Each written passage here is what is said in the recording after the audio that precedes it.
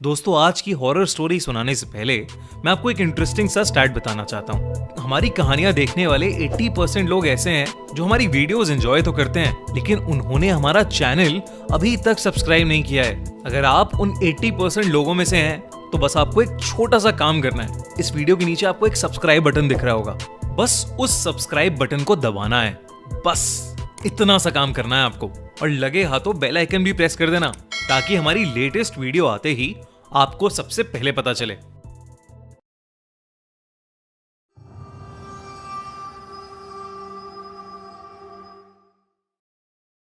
Mister beast और haunted jail. दोस्तों, अगर आप YouTube पर वीडियोस देखते हैं तो आप मिस्टर बीस्ट को तो जरूर जानते होंगे। इनफैक्ट आप ये भी जानते होंगे कि मिस्टर बीस्ट अपनी वीडियोस में अलग अलग चैलेंजेस करता है, लेकिन 2019 में अपने नए YouTube वीडियो के लिए दुनिया के टॉप यूट्यूबर मिस्टर बीस्ट उर्फ जिमी डोनाल्डसन ने सोचा कि इस बार कुछ अलग किया जाए। किसी वीराने जंगल या आइलैंड के बजाय मिस्टर बीस्ट ने डिसाइड किया कि वो इस बार अपने दोस्तों के साथ दुनिया की सबसे हॉन्टेड माने जाने वाली जगह जाएंगे और वहां वो अपनी टीम के साथ 24 घंटे बिताएंगे। Tariq, Chandler, Connor, Chris, Josh और जेक इस चैलेंज के लिए तैयार तो थे, लेकिन डरे हुए भी थे। उन्होंने गोस्ट हंटिंग का इक्विपमेंट जैसे EMF meter, infrared meter, night vision cameras, ढेर सारी बैटरीज, फ्लैशलाइट्स और वॉकी टॉकीज पैक किए और चल पड़े ओहायो स्टेट पेनिटेंशियरी, अमेरिका का ऐसा प्रिजन, एक ऐसी जेल जो सालों से बंद पड़ी है और जिसे लोग दुनिया की सबसे हॉन्टेड जगहों में से एक मानते हैं। जेल के अंदर घुसते ही उन्हें समझ आ गया कि लोग इस जगह को इतना डरावना क्यों कहते हैं। 2.5 लाख स्क्वायर फीट में फैला हुआ 6th फ्लोर का ये बड़ा सा प्रिजन 100 जेल सेल्स के साथ बेहद डरावना लग रहा था। वहां के गार्ड ने उन्हें बताया कि उस जेल में 1930s में एक आग लगने के बाद 300 कैदियों की मौत हो गई थी और कई कैदी तो उस जेल में आपस में लड़ते लड़ते ही मर गए और कईयों ने खुद को ही मार डाला। कहते हैं कि उनमें से कई कैदियों की आत्माएं आज भी उस जेल में भटकती हैं। बल्कि उस गार्ड ने बताया कि उसने खुद कई बार जेल में अदृश्य शक्तियों को महसूस किया है। बल्कि एक जेल जहां कैदियों को अकेले रखा जाता था, वहां तो उसके एक साथी गार्ड की भी जान चली गई थी। उन्होंने उन सबको चेतावनी दी कि कोई भी एक दूसरे से अलग ना हो और कोई किसी तरह का उल्टा सीधा मजाक ना करे। और उसने कहा कि उस जेल के अंदर एक हॉस्पिटल और चर्च भी है जहां उन्हें भूल कर भी नहीं जाना चाहिए। मिस्टर बीस्ट और उनकी टीम ये सब बातें सुनकर थोड़ा घबरा तो गए थे, लेकिन फिर भी वो हिम्मत करके अपना कैमरा लिए अंदर चले गए। उनका मकसद था ये देखना कि वहां सच में आत्माएं हैं या नहीं, और अगर आत्माएं हैं तो उस जगह पर 24 घंटे बिताने का चैलेंज पूरा करना। जब उन्होंने अंदर जाकर अपने पैरानॉर्मल डिवाइसेस ऑन किए तो एकदम से बीप की आवाज आई और उनके EMF मीटर पर लाइट्स ब्लिंक करने लगी, जिसका मतलब था कि स्पिरिट्स उनके आसपास थीं। सब थोड़ा सा डर गए। प्रिजन के एक पार्ट को देखने के बाद वो मेन हॉल तक पहुंचे और अपना बेस कैंप वहां बना लिया, क्योंकि वो काफी बड़ा था और एंट्रेंस के पास भी था।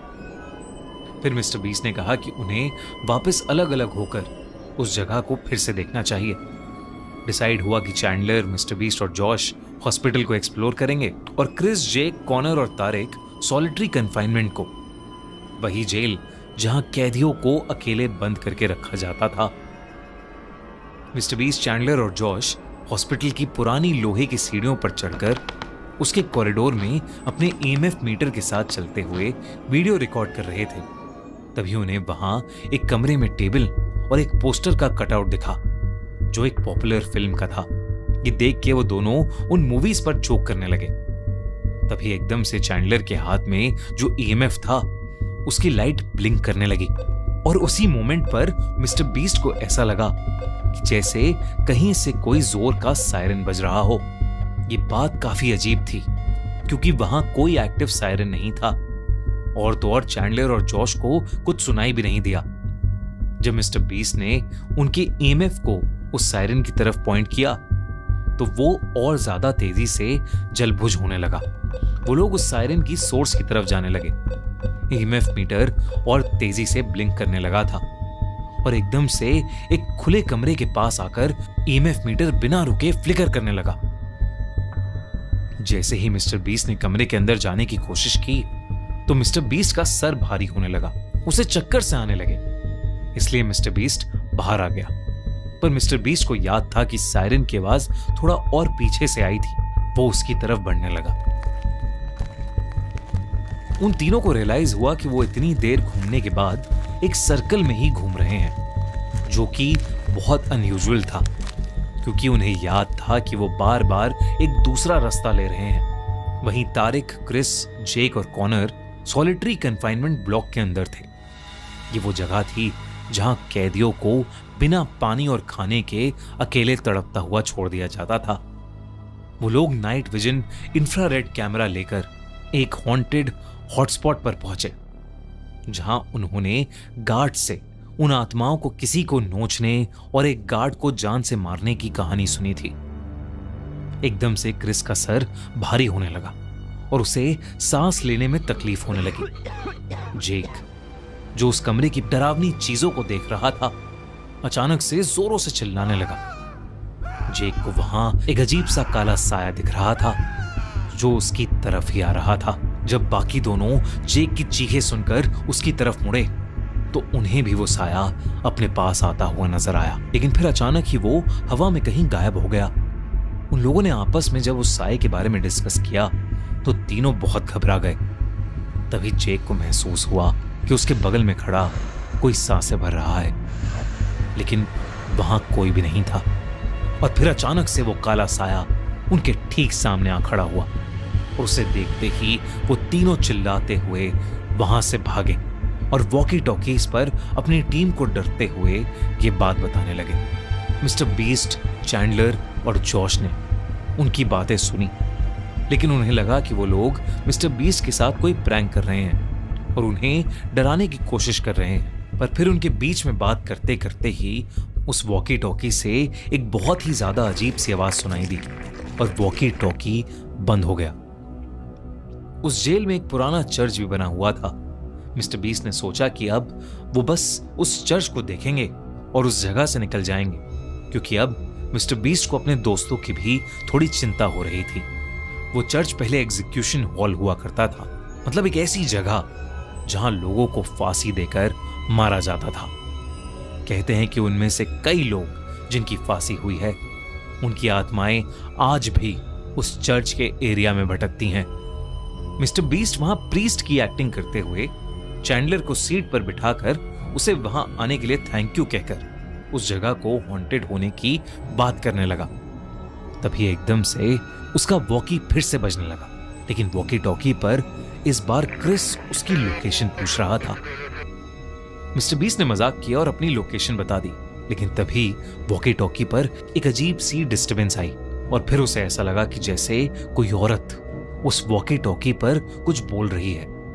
जब उन तीनों ने ध्यान से सुना तो उस वॉकी टॉकी से एक औरत के बोलने की आवाज आई, इट्स रेनिंग आउटसाइड, यानी बाहर बारिश हो रही है। और यह आवाज उन तीनों को नॉर्मल औरत की नहीं लग रही थी, बल्कि बेहद डरावनी लग रही थी। बल्कि चैंडलर को तो ऐसा लग रहा था कि जैसे वो औरत एक अजीब ढंग से हंस भी रही है। और फिर अचानक ही वो आवाज आनी बंद हो गई। उन तीनों को समझ नहीं आ रहा था कि उनके साथ अभी क्या हुआ, तो वो वहां से निकलकर वापस मेन हॉल की तरफ अपने बेस कैंप चले गए। लेकिन तभी उन्होंने नोटिस किया कि बाहर तेज बारिश शुरू हो गई है और बिजली कड़कने की आवाजें भी आ रही हैं। चैंडलर और जॉश तो काफी डर गए थे, लेकिन मिस्टर बीस्ट को ये सब देखकर मजा आ रहा था और मिस्टर बीस्ट के दिमाग में कुछ और ही चल रहा था। क्या चल रहा था मिस्टर बीस्ट के दिमाग में और क्या हुआ मिस्टर बीस्ट के दोस्तों के साथ जिन्हें वो काला साया दिखा था? इस कहानी का अगला पार्ट ऑलरेडी लाइव हो चुका है स्पॉटिफाई पर हमारे podcast the horror show by Khooni Monday पर, तो जल्दी से जाओ और हमारा पॉडकास्ट सुनो, वरना अगले हफ्ते का इंतजार करो और देखो mister beast horror story part 2। और हमारे क्राइम चैनल पर हमारी नई स्टोरी रेणुका स्वामी मर्डर केस चेकआउट जरूर करना। हमने पूरी स्टोरी एक्सप्लेन की है कि कैसे एक पॉपुलर फिल्म सुपरस्टार ने अपने सबसे बड़े फैन की जान ले ली। इस केस को बिल्कुल भी मिस मत करना और साथ ही क्राइम शो को भी सब्सक्राइब करना मिस मत करना। और अगर आपको ये वीडियो अच्छी लगी तो हमारा चैनल खूनी मंडे सब्सक्राइब करना बिल्कुल मत भूलना।